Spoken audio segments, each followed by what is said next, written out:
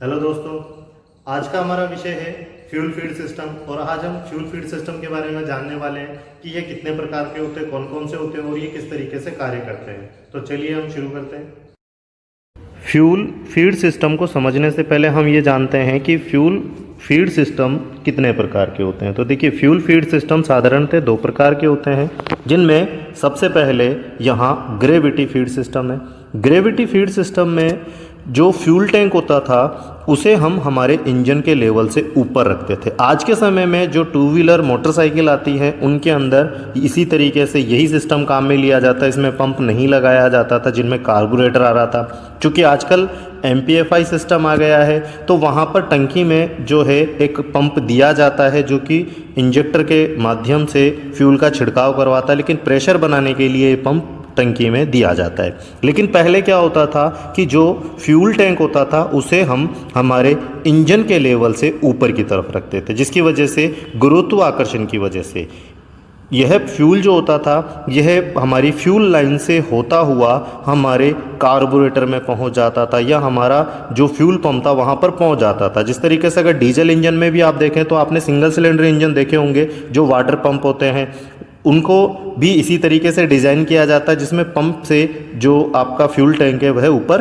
रखा जाता है। इसके बाद हम बात करते हैं कि आज के समय में ये जो सिस्टम है ये हमने कम कर दिया है, लेकिन अब जो चलन में है यह है force feed system. Force feed system में जो है हम क्या करते हैं, एक फ्यूल टैंक होता है। अब आज के समय में क्योंकि हम हमारी गाड़ी को डिज़ाइन करते हैं और डिज़ाइन के लिए हम फ्यूल टैंक को जो है हम जो हमारी गाड़ी की छत होती है उसके ऊपर नहीं रख सकते, इसीलिए हमें उसे छुपाना पड़ता है बॉडी के अंदर। तो अब अगर यह लेवल नीचे हो गया तो वहाँ पर फ्यूल पंप तक फ्यूल को पहुँचाना बहुत मुश्किल होता था, जिसकी वजह से हम लोगों ने वहाँ पर एक फ्यूल फीड पंप, या हम ये कहें कि फ्यूल को फीड करने के लिए पंप को काम में लिया। और इसीलिए इस प्रकार की जो प्रणाली है यह फोर्स फीड सिस्टम कहलाई।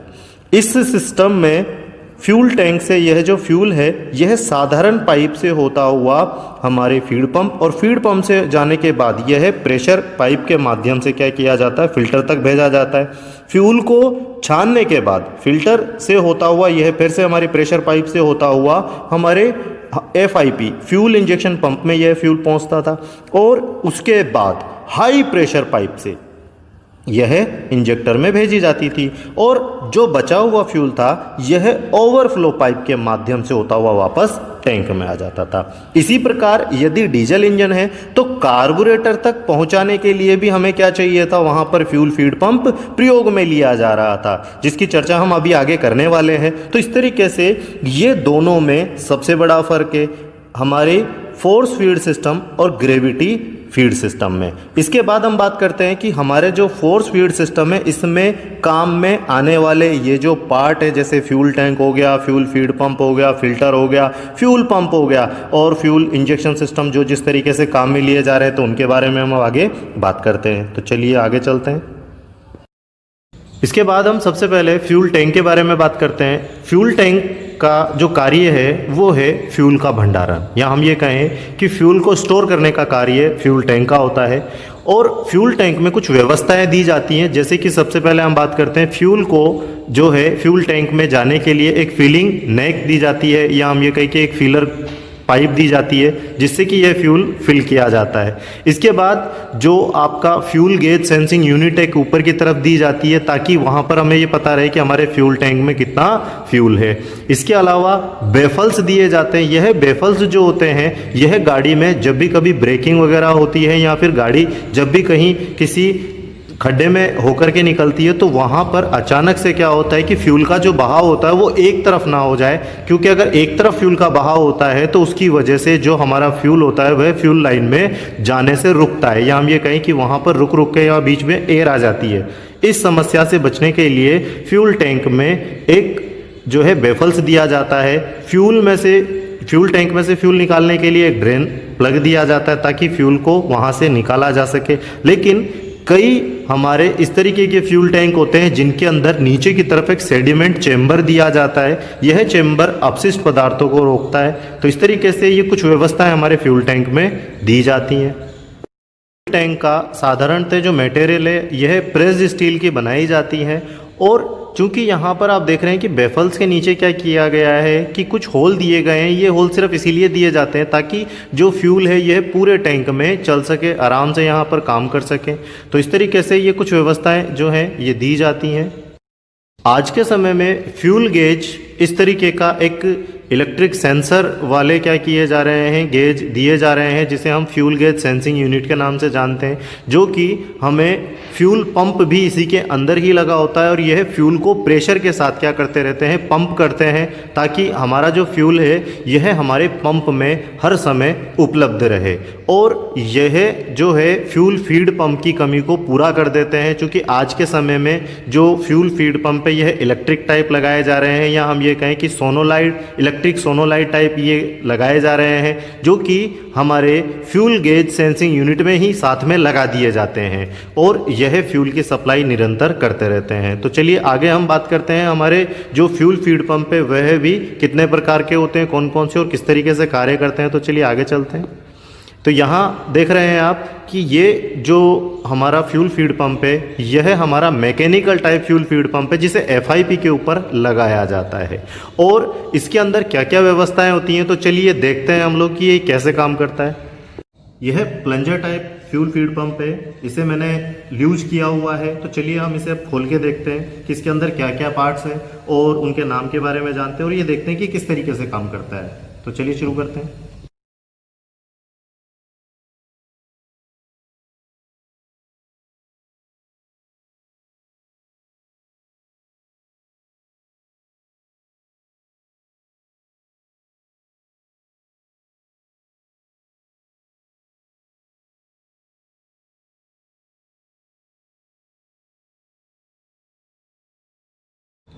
तो यहाँ पर जो फ्यूल फीड पंप है इसको हमने खोल करके व्यवस्थित तरीके से जचा लिया है। अब इसके एक एक पार्ट के बारे में हम जानते हैं और फिर उसके बाद इसे वापस असेंबल करते हैं। तो देखिए सबसे पहले हम बात करते हैं, ये जो लॉक है यह आपके रोलर टेपिट लॉक कहलाता है। और यहाँ पर ये जो हिस्सा दिखाई दे रहा है ये रोलर टेपिट है। रोलर टेपिट में भी हम यहाँ पर देखेंगे ये हमारी फीदर की कहलाती है, ये जो छोटी है फीदर की है। और इनका जो काम है ये है कि क्योंकि अगर फीड पंप यह चलता है तो चलते हुए इंजन में क्या हो जाएगा कि इसका जो रोलर पिन है यह बाहर निकल सकती है चलते हुए इंजन में। तो इस पिन को रोकने के लिए यह लगाया जाता है, ये रोलर पिन कहलाती है और ये हमारा रोलर कहलाता है और ये टेपिट कहलाता है। तो इस तरीके से कंप्लीट जब ये असेंबल होता है तो यह रोलर टेपिट के नाम से जाना जाता है। इसके बाद यह रोलर टेपिट जो होता है यह हमारे फीड पंप की हाउसिंग में लगता है और इस हाउसिंग में जो होता है पीछे की तरफ यहाँ आप देखेंगे कि एक होल है, यह आर पार होता है और इस होल में यहाँ पर जो आप देख रहे हैं ये स्पिंडल लगती है। तो ये किस तरीके से लगी हुई होती है, तो ये इस तरीके से स्पिंडल इसके अंदर लग जाती है जो कि यहाँ पर रहती है। तो इनके बीच में मूवमेंट होता है। तो ये किस तरीके का मूवमेंट होता है, तो देखिए यहाँ पर यह प्लंजर है, प्लंजर रिटर्निंग स्प्रिंग और यह स्क्रू प्लग है। यह इस तरीके से अपने फीड पंप में बैठा होता है और यहाँ पर इस तरीके से यह प्लंजर होता है और इसके साथ हमारी स्पिंडल जो है यह रोलर टेपिट के साथ अड़ी हुई होती है।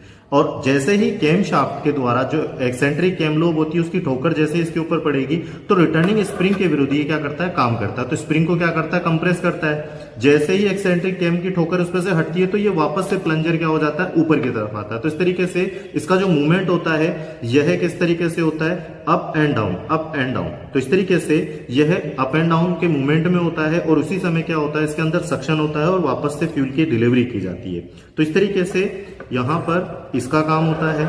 इसके बाद हम बात करते हैं कि जो हमारा फीड पंप है अब इसके अंदर वन वे वाल्व लगाए जाते हैं। इसे चेक वाल्व या वन वे वाल्व के नाम से जाना जाता है, जिसमें एक रिटर्निंग स्प्रिंग होती है। यह इस वन वे वाल्व को ऊपर जब ये उठ जाता है तो वापस से अपनी शीट पर बिठाने में मदद करती है। तो यह स्प्रिंग कहलाती है। इसे भी हम यहाँ पर लगा देते हैं और इसके ऊपर जो है ये स्क्रू प्लग लगा होता है। ये स्क्रू प्लग इसे रोक के रखने के लिए लगाया जाता है। दूसरे छोर पर भी वन वे वाल्व ही लगाया जाता है। वन वे वाल्व का मतलब होता है जो एक ही तरफ काम करता है, या हम ये कहें कि फ्यूल के बहाव को आने देगा या जाने देगा, इसके अलावा कोई दूसरा काम नहीं करता है। इस तरीके से यहाँ पर हैंड प्राइमर पंप यहाँ आ जाएगा। हैंड प्राइमर पंप जो होता है इसका काम जब हमारा इंजन आइडल स्थिति, या हम ये कहें कि जब निष्क्रिय होता है, कोई काम नहीं कर रहा होता, बंद स्थिति में आ गया, या फिर हम ये कहें कि इस तरीके के जो फ्यूल फीड पंप है यह डीजल इंजन में काम में लिए जाते हैं। यदि डीजल इंजन एयर ले जाते हैं तो वह चलती हुई अवस्था से बंद हो जाते हैं और एक जगह रुक जाते हैं, जिस समय वहां पर मैकेनिकल या हम ये कहें कि कैम शाफ्ट के द्वारा यहाँ पर जो हमारा प्लंजर है उसे नहीं, ना तो उसे धक्का दिया जाता है, ना ही रिटर्निंग स्प्रिंग के द्वारा उसे वापस रिटर्न किया जाता है। तो इस तरीके से ये कोई काम नहीं करता है। परिणाम ये होता है कि फ्यूल की डिलीवरी नहीं होती है, पंप तक फ्यूल नहीं पहुंच पाता है। तो इस समस्या से बचने के लिए वहां पर हैंड प्राइमर पंप दिया जाता है और ये जो हैंड प्राइमिंग पंप है इसके अंदर हम इस हिस्से को, ये इसका पंपिंग एलिमेंट कहलाता है। इस पंपिंग एलिमेंट को भी हम देख सकते हैं कि ये खुल जाता है, ये पंपिंग एलिमेंट कहलाता है। इसके अंदर प्लंजर और बैरल होता है। तो जस्ट ये इस तरीके से इसे हैंड प्राइमिंग जब हम करते हैं तो यह जब पीछे की तरफ जाता है तो इसका वॉल्यूम बढ़ जाता है, जिसकी वजह से यहाँ वैक्यूम होता है, तो ये फ्यूल को खींचता है और फिर आगे इसे वापस कंप्रेस कर दिया जाता है। तो इस तरीके से जो फ्यूल है यह हमारे फ्यूल टैंक से खींच करके FIP तक पहुंच जाता है। लेकिन फ्यूल को साफ करने के लिए भी वहां पर सबसे पहले उसके अंदर एक स्टेनर दिया जाता है, ये प्राथमिक छलनी कहलाती है, और ये हमारा फिल्टर बाउल कहलाता है। और यहां पर ये जो है ये क्लैंपिंग नट और स्क्रू दोनों कहलाता है, और ये हमारा क्लैंप है। तो यहां पर इस क्लैंप को जो है इस तरीके से यहां पर आप देखेंगे कि साइडों में होल दिए जाते हैं, इनमें इन्हें लगाया जाता है। इसमें ध्यान रखने वाली बात सिर्फ ये होती है कि जब भी हम कभी फीड पंप की सर्विस करते हैं तो ये रबड़ रिंग जो होती है इसे बदलना होता है। तो ये जो रबड़ रिंग है इसे चेंज किया जा सकता है, उसकी जगह आप नहीं लगा सकते।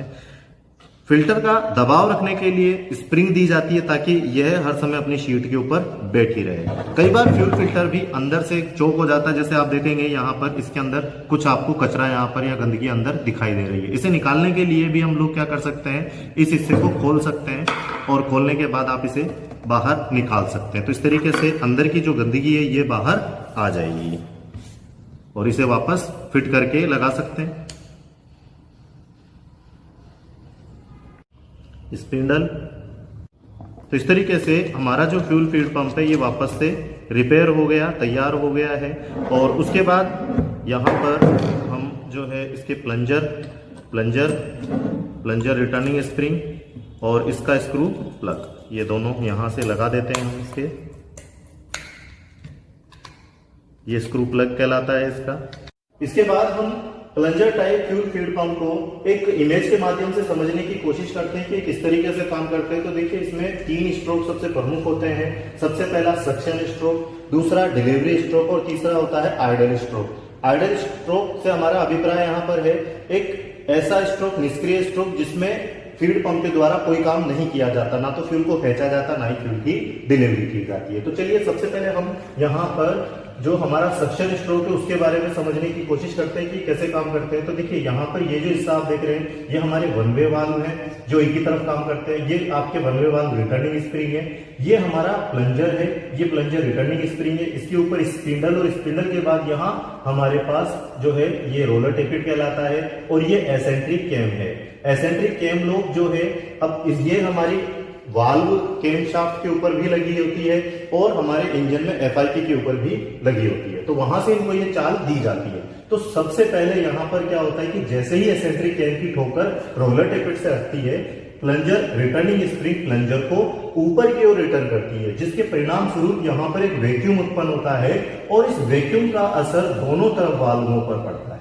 और जो वाल्व है, क्योंकि अब यहाँ पर वैक्यूम के कारण यह अपनी शीट पर चिपक जाता है, जबकि दूसरी तरफ वैक्यूम के कारण यह वाल्व अपनी शीट से उठ जाता है और वैक्यूम का असर हमारी फ्यूल टैंक में पड़ने लगता है, जिसकी वजह से यह फ्यूल स्टेनर से होता हुआ छन करके आता हुआ हमारे सक्शन चेंबर में प्रवेश करता है। तो इस तरीके से जो फ्यूल है हमारे चेंबर में आ गया।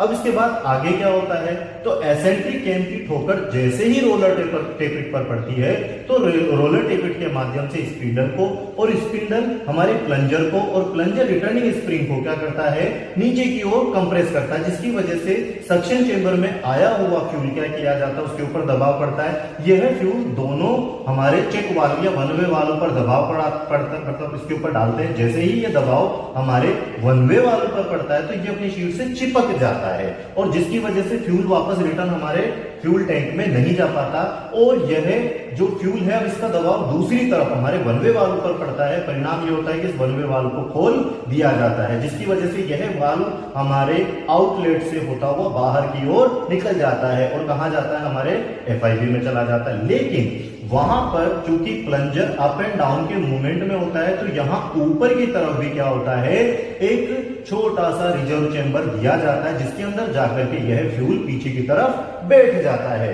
परिणाम ये होता है कि जब यहां पर से एसेंट्रिक कैम की ठोकर हटती है और प्लंजर कहां जाता है, वापस ऊपर की तरफ रिटर्न जाता है, तो यहां से भी यह फ्यूल क्या होता है, वापस FIP में चला जाता है। तो इस तरीके से प्लंजर हमारे अप एंड डाउन दोनों मूवमेंट में क्या करता रहता है, हर समय FIP में फ्यूल की डिलीवरी करता रहता है। लेकिन यदि क्या होता है कि फ्यूल यहां पर FIP में भरा हुआ है तो यहां पर यह फ्यूल आ नहीं पाता है, या हम ये कहें कि इसकी आवश्यकता नहीं है, तो यहां पर जो फ्यूल पीछे जाकर के बैठा है, क्योंकि मैकेनिकल पावर को रोका नहीं जा सकता है, जिसकी वजह से फ्यूल जो है आकर के प्लंजर के ऊपर बैठ जाता है और फ्यूल का जो दबाव होता है प्लंजर के ऊपर पड़ता है और पीछे से ये बैक प्रेशर आ रहा है फ्यूल का, जिसके परिणाम स्वरूप यह फ्यूल प्लंजर को रिटर्निंग स्प्रिंग के विरुद्ध दबा के रखता है और इस समय हमारी जो एसेंट्रिक कैम लोब है यह फ्री मूवमेंट में घूमती रहती है। इसी स्थिति में ना तो फ्यूल की डिलीवरी की जाती है, ना ही फ्यूल का सक्शन किया जाता है। इसीलिए इस स्ट्रोक को हम